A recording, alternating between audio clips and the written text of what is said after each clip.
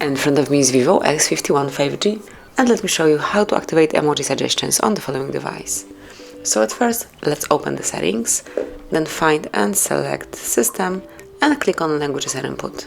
Now go to Virtual Keyboard, select Gboard, and then go to Text Correction. And here you will notice Show Emoji Suggestions, so smoothly mark it unless it is active. So just tap on the switcher, and once the indicator is full fit with color, it means that emoji suggestion is active.